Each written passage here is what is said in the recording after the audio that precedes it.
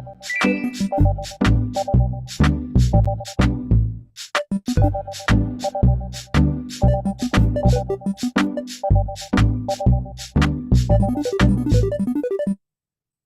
everybody, welcome. Welcome to the show. So glad that you're here today. Just trying to get things going. All right. They are getting desperate on this October 21st, 2024. No see, no hear. Can you see me and hear me now?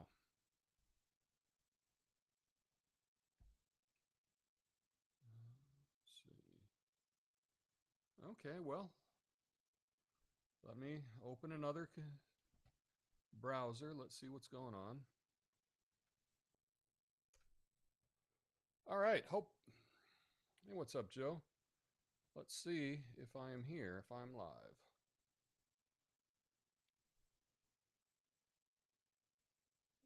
All right.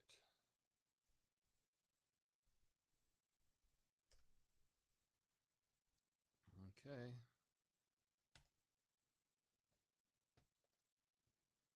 All right, so let's see. Yeah, looks like I'm live. Hey, what's up, Rev? Nice to see you. Okay. Visuals good, audio good. Great. Well, let's do it. Let's do it, shall we? This is an interesting thing today.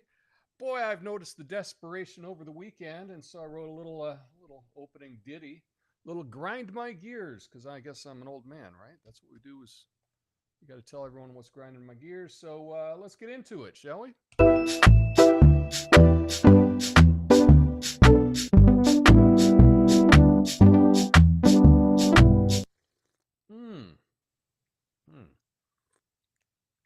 Good coffee. All right, folks, let's talk about the 2024 election. This one. Too many things on my desk. Okay. Specifically, how everything the left is doing right now just reeks of desperation. I mean, if the Democrats were perfume, their fragrance would be like, id panic. And trust me, it's strong. They're spraying it everywhere, like they're trying to cover up a dead body. You know. Kamala Harris is now the face of the party. Wow, what a face. The left acts like she's Beyonce, but she's more like Beyonce's cousin who works at the DMV. Her campaign is stumbling around like a drunk. Okay, like a drunk at 2 a.m., and it's hard to watch. You know it's bad when CBS has to edit one of her word salads in a 60 Minutes interview, because apparently even the 60 Minutes CBS audience doesn't have the attention span to sit through a speech where every sentence is a question that never gets answered. That's not even the worst of it. The desperation is oozing from every corner of the left's campaign playbook. They're rolling out all these laughable PR stunts like Tim Walz pheasant hunting with the wrong gun. I mean, is this supposed to convince us he's a man of action? The only thing Walz could catch is a cold. Now you've got their brilliant idea of running an ad called I'm a Man and I'm Voting for Harris, where a group of guys tell us how tough they are because they eat carburetors for breakfast. What? I don't know if that's supposed to sound manly or what.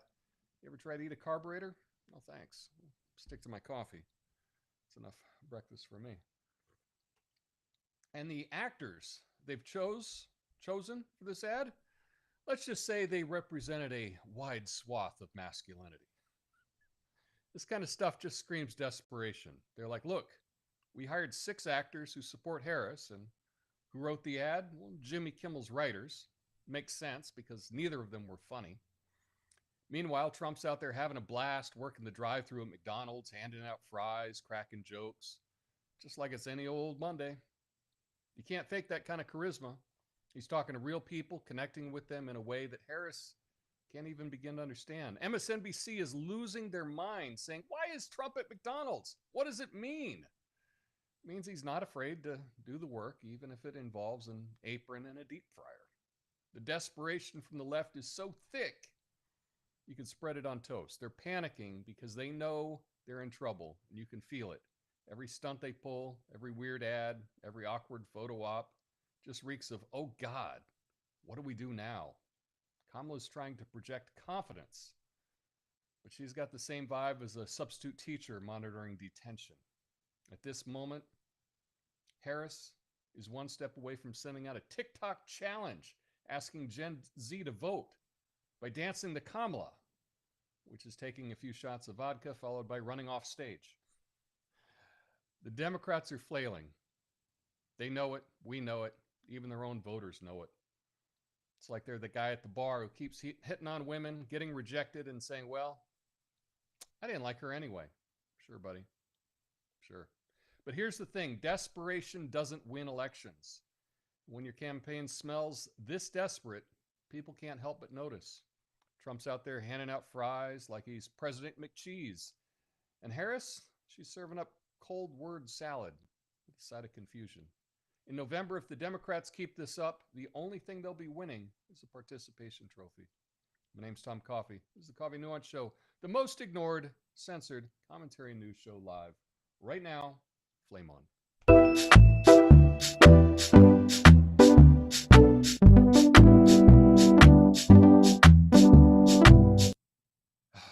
Yes, the music is too loud. Sorry about that. What are you going to do? Anyway, yeah, and why would I have the right thing up there? Why would I? They're getting desperate. Anyway, just a reminder, we're on the road to 420. We're still stuck at 314 over there on Rumble. So maybe that's it. Maybe we should just say I have pi number of followers. So we're stuck there, but oh well. But I still want to go for 420. That's the meme, so let's do it. Anyway. But yeah, they are getting desperate. Did you see Trump at McDonald's this weekend? I thought it was endearing. I thought it was fun. And the desperation that I'm seeing is like, oh, it was fake. Everybody was vetted by the Secret Service that went through the drive-thru. Yeah, of course. He's had 2 assassination attempts. They're not just going to let people roll up in their car unvetted. Come on. Of course the Secret Service has to do it. So, I mean, yeah, technically he's not just,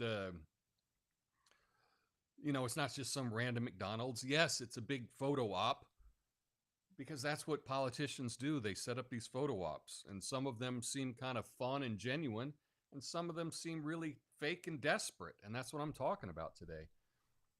Just how desperate the left seems. It's as if many, not all, hashtag not all, because there's a lot of people that still believe, but a lot of people seem to be signaling that they know that it's over. They know that they've lost.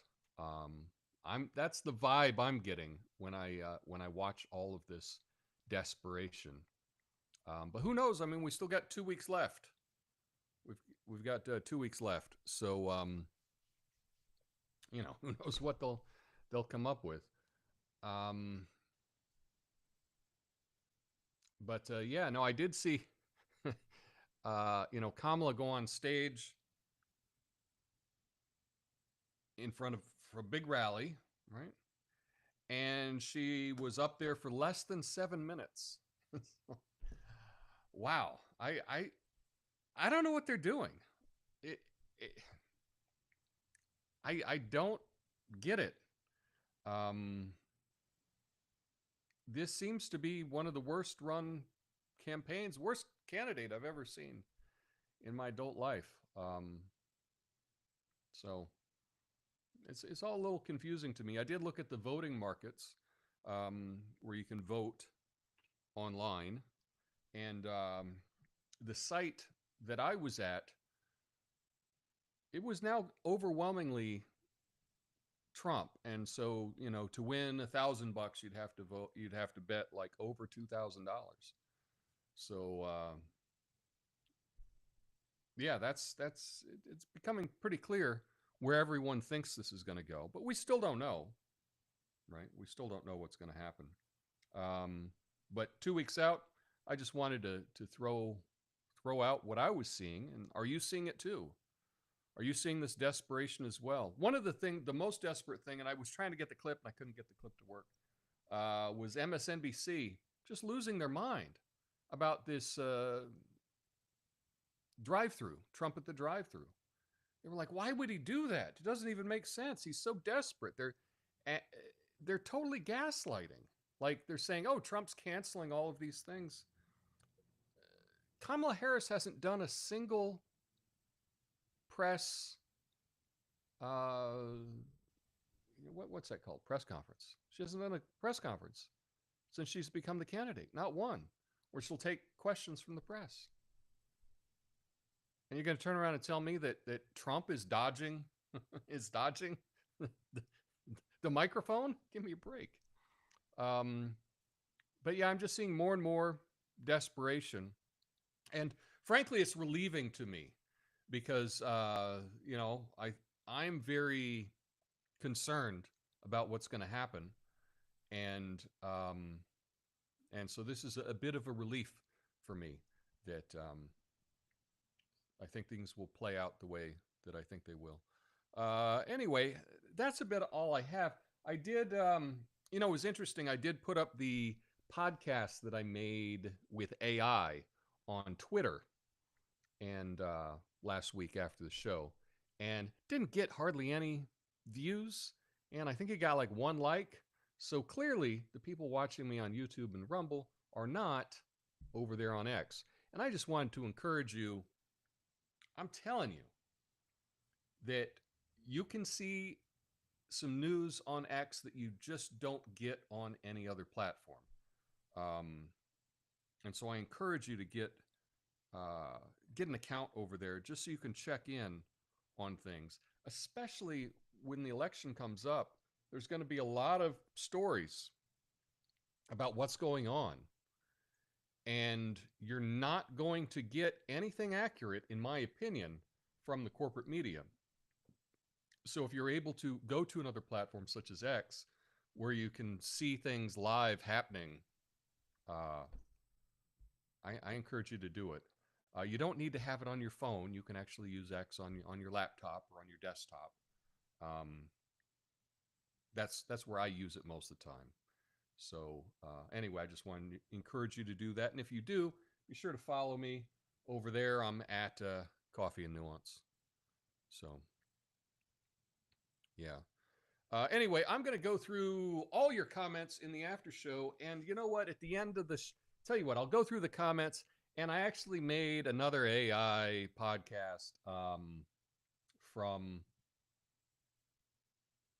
my write-up for today's show. And so I'll play that in the after show.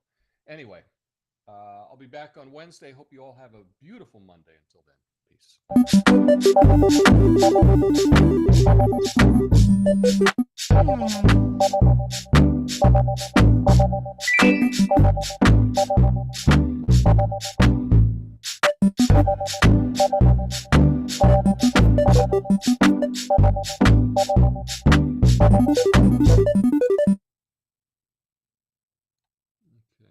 Trying to get your comments on the screen, but for whatever reason, I've done something. It's not working. Oh, okay. Well, okay, I think I can fix this. Anyway, let's see.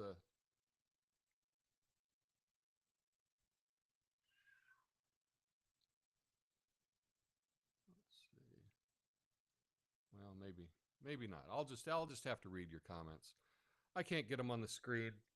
I was a couple seconds late getting started today because the Rumble Studio crashed. It would not open in the Brave browser, and I had to restart the computer and do it in Firefox. So that's why I didn't get the comments set.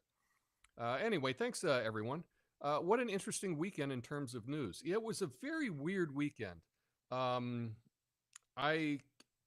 something actually happened right near me that was very, very odd, but I can't talk about right now. Maybe I can talk about it in a week or so, but I just don't feel comfortable talking about it. But something happened really close to me that was very, very weird. So maybe I'll tell you about that in a week. Uh, I just have to wait. Joe says up here in Canada, BC, we had an election and no winner has been decided yet. One race with an actual one vote difference. Holy cow! A one vote difference is nuts, and I don't think anyone would be happy with a race that close. I think everyone would feel like the other side kind of, kind of got them, there. Um, I'll just put this up just as a little reminder. We're on the road to 420. Joe says I'm enjoying watching liberal poll watchers realize that their cope about the poll error being biased as unfounded. Now watch early reporting numbers. Yeah, all the polls are going to have to come back to reality. If you've got a polling company, right, when the election happens, you can't be so far off. Because if you're the most off, no one's going to buy your polls ever again, right? And so they're all going to have to come back to reality and be as close to accurate as possible leading up to election day. And so we're seeing a big swing in the polls.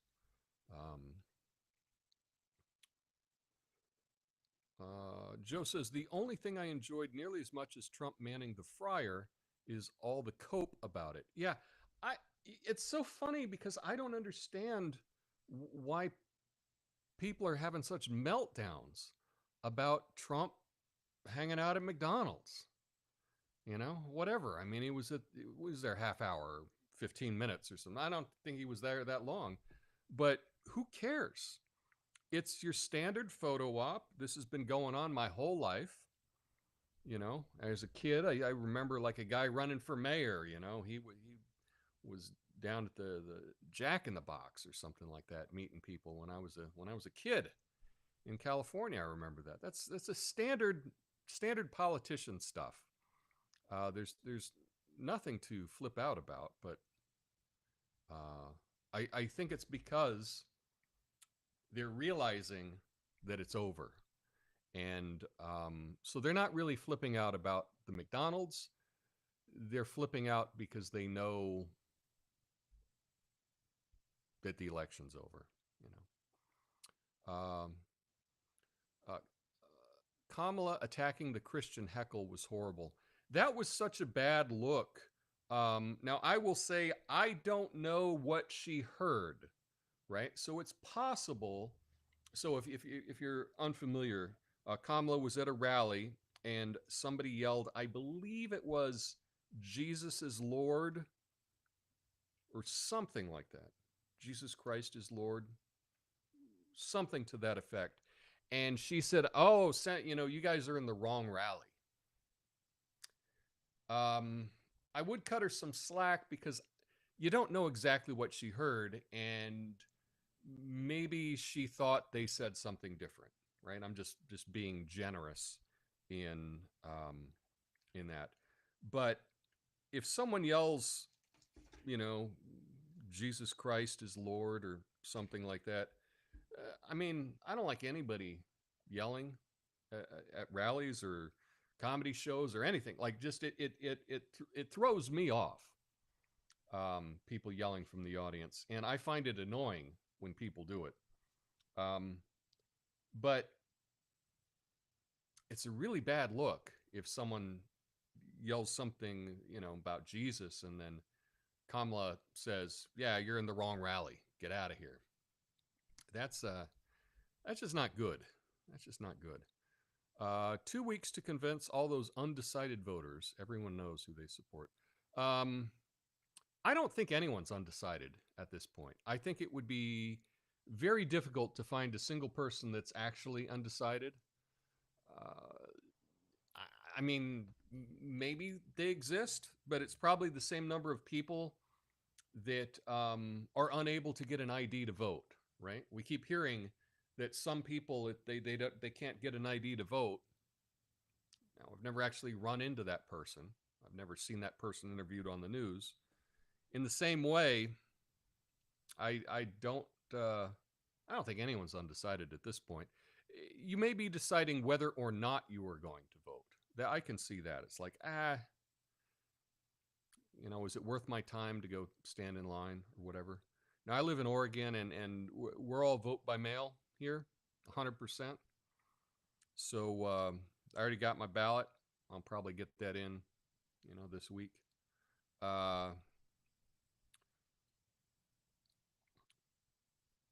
So the nice thing, I have mixed feelings because I really like the vote by mail for myself, right?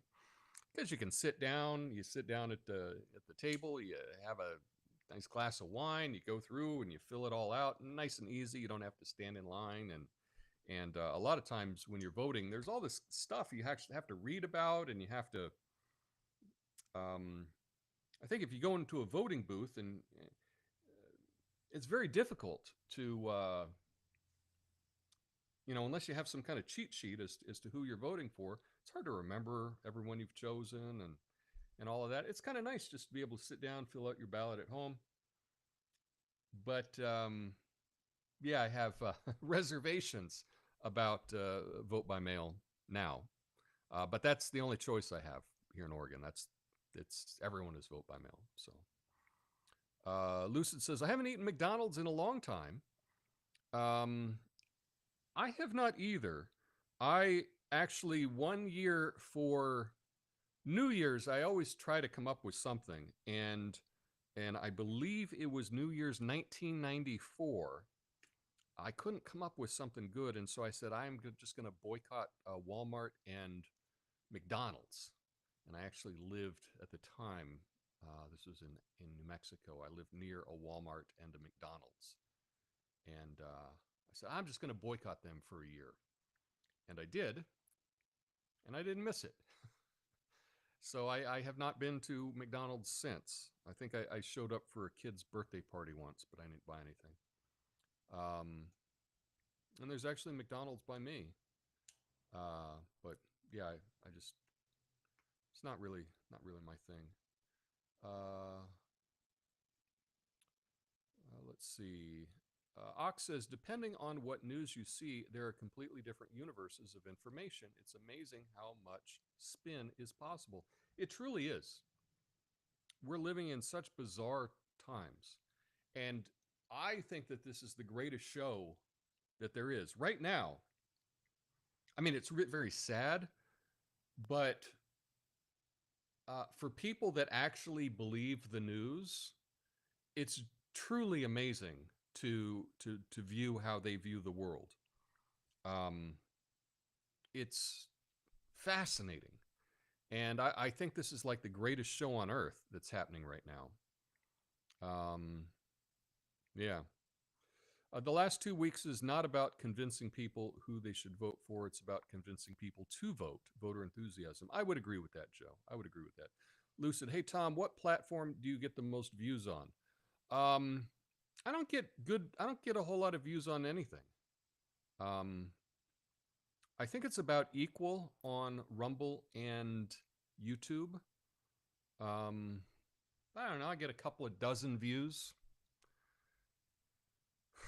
And then I put up a walking video, which is not political, and I get thousands of views. So that's kind of how that works. You can check out my walking channel, which is The Walk Not Taken, and I've put up a couple of nice walks from Buenos Aires. You can do that. Tommy Temper, first time here. What's up, Tommy? The audio is low. Well, damn it. I got so much to work on. I don't know why. So, don't know why, Tommy. But Tommy's a good name. Tommy's a good name. I always trust people named Tommy. I do. Anyway, Ox says, when in doubt and confused from the narrative short clips, I watch a whole interview and I can see for myself what's happening. Yeah, the thing is, most people will not watch the whole thing. In fact, I found myself, I will see like there'll be like a 1 minute clip on Twitter, and I watch the first 20 seconds and I click out of it and I go, yeah, I've seen enough. I do it too. Um, so that's the that's the that's the bias that we all have. Mystery situation, is that a new tactic to get us to tune in? No, it's something very sad. Something very sad. Um, I just don't feel comfortable talking about it today, Natasha. But I will. Um, yeah, they're going to hand count. I don't know if they're going to hand count. Who knows who knows what's going to happen this year. I just hope it's a big margin, because if it's too close, I don't think anybody's going to be happy. Natasha says, I live in a small town and I'm in and out. I always vote in person. Okay, good. Lucid goes to the local Lions Club to vote. Well, that sounds nice. Ox says, I'm in Georgia. There is a 7 a.m. to 7 p.m. early voting every day, including weekends. 0 lines, at least ID is required. Well, that's kind of cool. In fact, I don't see any reason why that couldn't also be the case. Like, why does it have to be just on one day? And I know, like, the more days you have, the more open things are to shenanigans. But I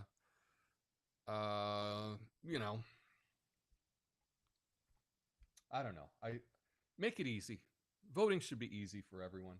Anyway, I just wanted to play this. I'll play this for you if you want to stick around. This is the I typed up my little monologue and whatever from my idea on the desperation of the left right now, and it was not long.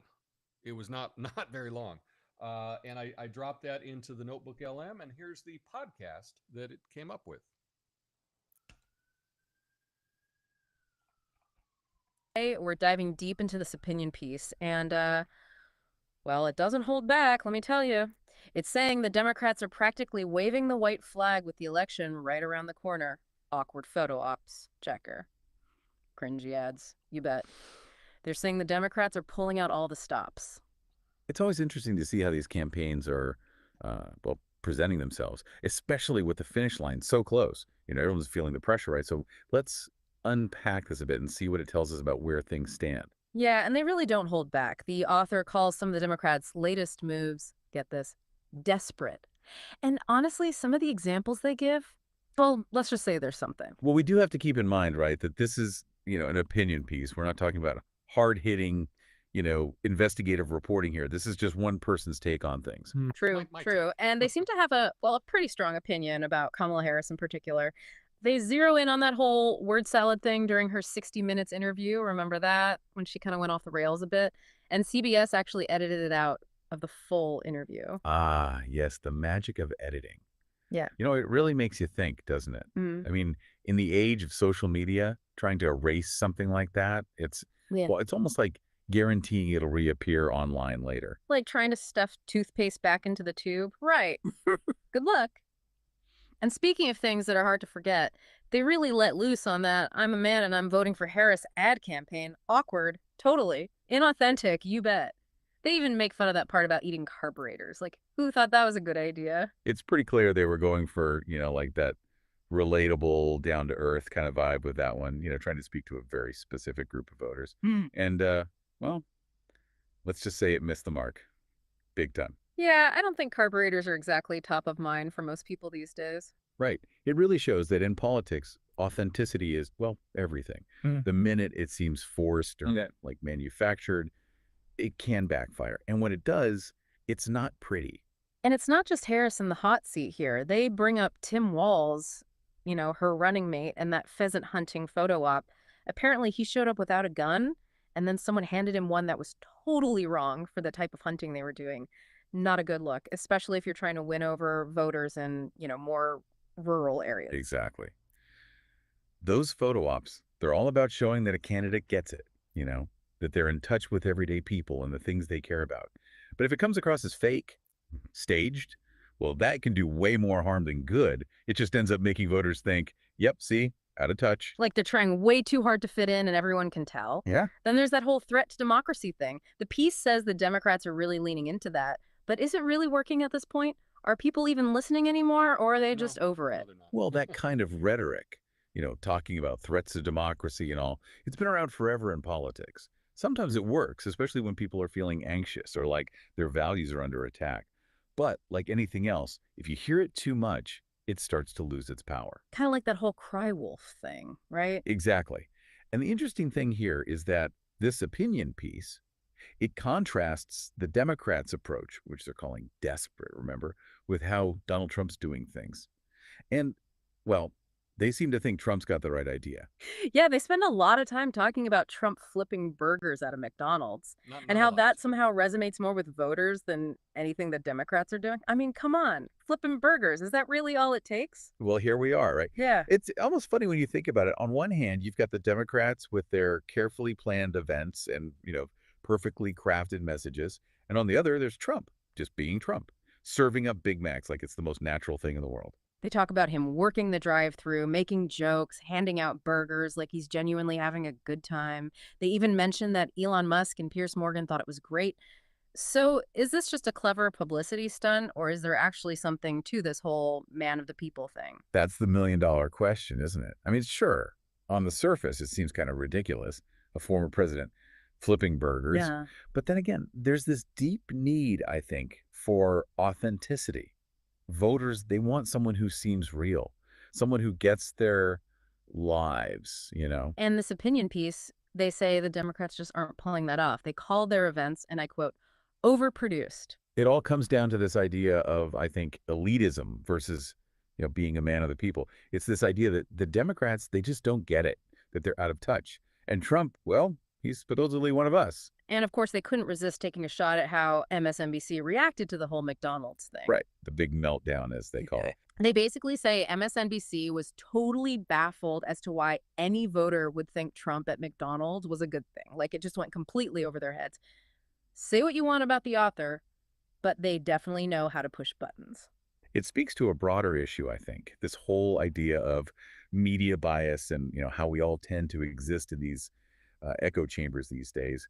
People watch certain networks because those networks reinforce what they already believe, right? So are they saying MSNBC is what, out of touch with regular people? That seems to be the argument, yes. Like the fact that they couldn't see any possible reason why a voter might like this McDonald's thing, it just shows how disconnected they are from everyone else. It's like, what you eat is what you are. Spend all your time listening to the same voices, and pretty soon, you start to think that's the only way to see things. And you totally miss out on what the other side's thinking. Right. Now, whether or not you agree with this opinion piece, you got to admit, they bring up some interesting stuff about how candidates are trying to, connect with voters in these last few days before the election. Yeah, they're saying the Democrats are totally missing the mark while Trump's out there hitting home runs. But is that really true? I mean, are people really going to be swayed by, a burger and a handshake with just days left? Well, that's the big question, right? Elections can definitely be won or lost in those final days. But a lot of people, they've already made up their minds long before that. So are these last minute things really just about getting your base excited, not actually changing anyone's mind? Probably a little bit of both, I'd say. They want their base fired up, sure, but they also want to try to win over anyone who's still on the fence. I mean, in a close election, every single vote matters. Right, every vote counts. So if we're looking at the big picture here, what's the main takeaway? I think it reminds us how important it is to really think about what we're seeing and hearing, especially during an election. Don't just accept everything as, the absolute truth. Look a little closer. Ask yourself, is this really how it is? Think for yourself. Don't let other people tell you what to think. Yeah, so that was a little podcast, the AI podcast from my opinion piece that I fed into it. Just a couple of things. Tom, wasn't able to find podcasts from previous videos. Did you add links? I couldn't find the links. So, I posted the podcast, just the AI podcast from Friday's show on X.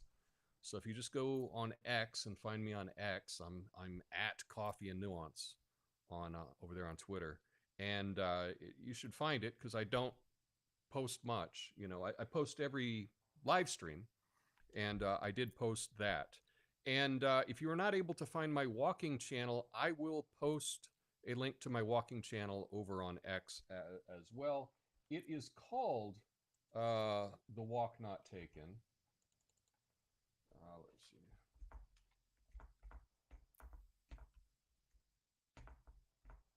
And if you search for it, just don't put any spaces, because the you know, it says, "Oh, did you mean this other thing?" You're like, "No, this is what I had." So it's The Walk Not Taken is the walking channel if you want to check that out. I have an opinion, says Joe. The weird perspectives seen on social media and legacy media are less the authors trying to convince us of their mental gymnastics and more of them trying to convince themselves. I don't know. I think a lot of people just do what they're paid to do. Probably for me, that's true. You know, when I come up with ideas and I talk about ideas, a lot of times I'm just trying to work it out for myself. And what I found is that in my own personal life, nobody wants to talk about politics at all. And so if I'm able to just, you know, live stream my thoughts on it, I just kind of get it out of my system. And I get feedback from you all and whatnot. And that way I don't bother people in my own personal life. Lucid says it's a stunt that works. I think it not being beyond him. Here's the issue. I can't see that far. It's a stunt that works. I think it's not being beyond him is gracious on Trump's part, being a billionaire and all. Yeah, I think so. When people see Trump at McDonald's, it's hard to insert that image besides him being a threat to democracy, regardless of how you viewed it. Okay. Joe, if you say it enough times, it becomes true. Well, that's how things work, and that's the mere exposure effect in action. That's the more often you see something, the more comfortable you are with it, the more it seems legitimate. Tom, I don't do X. Post those podcasts here, please. Natasha, you gotta get on X. I'm sorry, you have to. And the reason that I say that, and you don't have to put the app on your phone, but just get an account to have on your laptop or something. Lucid says, yeah, I have X. I don't really look at anything. It's really changed, and I do think that on election day and when there's a whole lot of chaos happening, I expect there to be a whole lot of chaos in Portland after the election. No matter what happens, it's good to be able to get a perspective that might not be the corporate perspective. Sometimes you can get boots on the ground or firsthand accounts of things, and it's good to have a place that you can get that, whether it be from Facebook or X or whatever it happens to be. All right, well, I mean, I can post a link, but I did post it on X, so I can post the link in the description of today's video, and but it'll take you over to X to watch it. I don't think you need an account to watch it, though. You know, I think you're able to just click on the link and watch it. So we'll give that a shot. Anyway, that's all I have for you today. I hope you all have a glorious day. I'll be back on Wednesday.